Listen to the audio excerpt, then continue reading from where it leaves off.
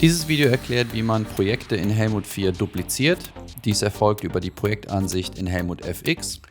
Hat man das gewünschte Projekt gefiltert, kann man über das Action-Menü auf Duplicate klicken.